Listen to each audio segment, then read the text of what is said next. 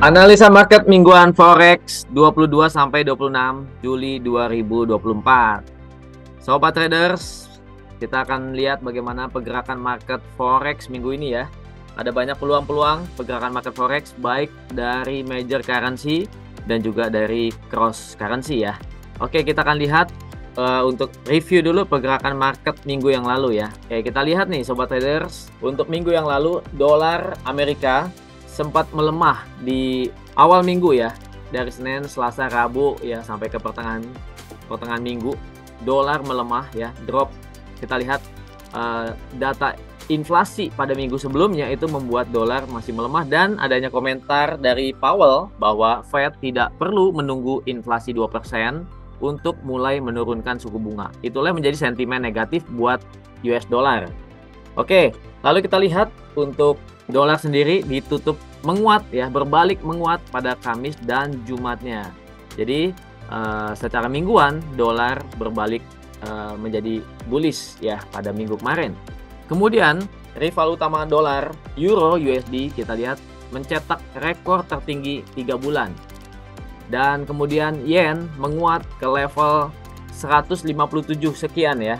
Dan itu dicurigai ya, sempat dicurigai karena adanya intervensi pemerintah Jepang.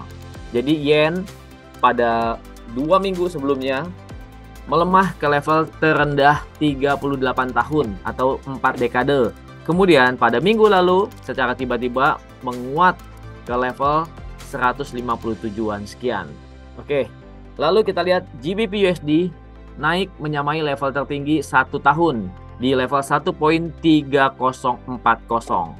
Dan level ini benar-benar sama ya setahun, karena di harga pada minggu kedua Juli 2023. Oke sobat trader, kita akan lihat bagaimana data minggu ini ya. Untuk data minggu ini, data ekonomi minggu ini kita akan lihat. Oke sobat trader, sekarang kita akan lihat untuk data ekonomi minggu ini yang akan menjadi market movers ya untuk pasar forex. Oke, kita lihat di kalender ekonomi Java Effect News untuk minggu ini. Untuk yang high impact selain dari dolar ya, kita lihat dulu untuk euro ada German Consumer Confidence pada hari Rabu. Lalu ada BOC, Bank of Canada interest rate ya buat yang trading USD Kanada ya. Lalu sobat trader pada hari Kamis ada Ifo Business Climate ya atau iklim bisnis di Jerman, dan data durable goods dan advance GDP untuk Amerika. Ini adalah data high impact untuk advance GDP dan durable goods. Tetapi sepertinya para pelaku pasar akan menunggu rilis data inflasi core PCE ya pada hari Jumat jam 19.30. Core PCE atau core private expenditure ya consumption, ini adalah data pengeluaran personal Amerika. Ini merupakan data inflasi yang dijadikan rujukan oleh The Fed. Data ini penting sobat trader untuk mengukur kapan akan mulai penurunan suku bunga ya. Oke sobat trader, jadi perhatikan untuk hari Kamis dan Jumat mulai adanya data-data high impact.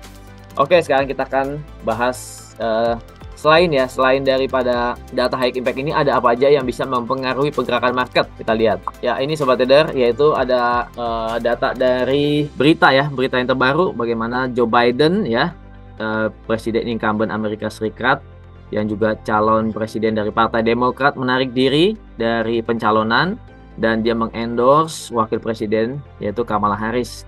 Dan berita mundurnya Joe Biden dari pencalonan sempat membuat dolar melemah di awal perdagangan Senin pagi ya. Apakah nanti ada dinamika lagi? Nanti kita akan terus ikuti ya.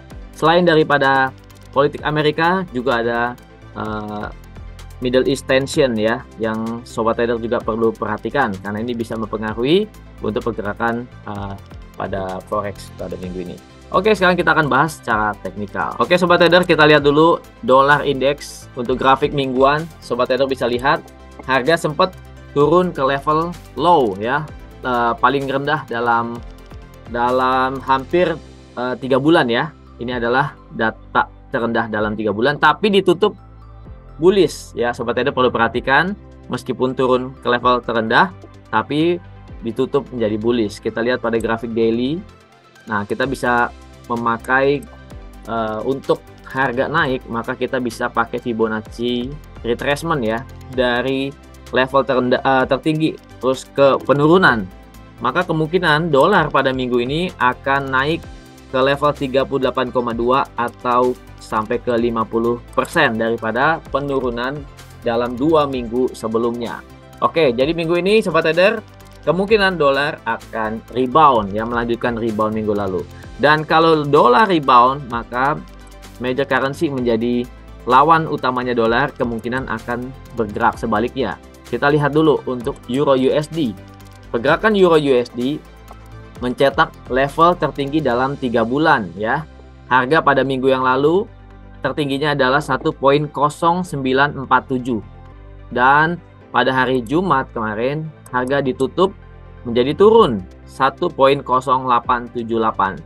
Sobat Trader bisa lihat bagaimana grafiknya, sempat naik ke level tertinggi 3 bulan tapi ditutup turun ya. Candlenya juga menjadi candle hammer ya Sobat Trader. Nah, Sobat Trader bisa perhatikan candle hammer muncul di pucuk ya, atau di level puncak, biasanya bisa dijadikan indikasi adanya kemungkinan reversal. Jadi kita perlu perhatikan minggu ini apakah euro ini akan reversal. Secara teknikal, kemungkinan reversalnya juga bisa ke arah area diskon ya, ke 61,8 Fibonacci retracement di 1.0859.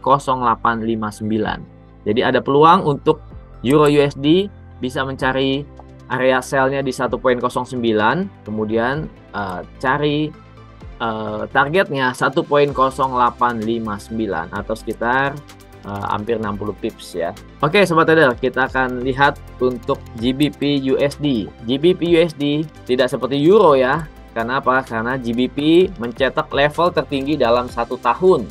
Kita lihat harga minggu lalu sempat berada di atas 1.3. Jadi GBP adalah 1,3-nya dolar ya.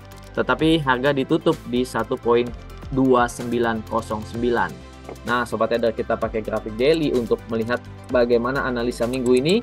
Kemungkinan jadi kita bisa ambil pakai Fibonacci ya, dari swing low ke swing high minggu lalu ya. Ini adalah pergerakan dalam hampir 3 minggu ya. Kita lihat setelah harga naiknya terhenti, maka sudah menjadi swing high. Jadi harga kemungkinan akan koreksi ke 28788. Oke, 28788 atau 2880 ya. Jadi masih ada peluang sekitar hampir 100 pip kalau sampai ke 28 ya. Oke.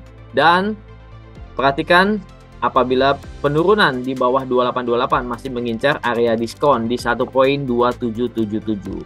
Tapi setelah berada di area diskon ini Sobat Trader, perhatikan kemungkinan akan ada harga berbalik naik lagi karena trennya masih tren bullish untuk GBP USD. Oke, peluangnya besar untuk kita cari peluang sell GBP USD minggu ini. Dan untuk Japanese Yen Sobat Trader, kita sudah tahu bahwa ada aksi intervensi ya pada minggu yang lalu yang membuat harga turun dengan cepat ya.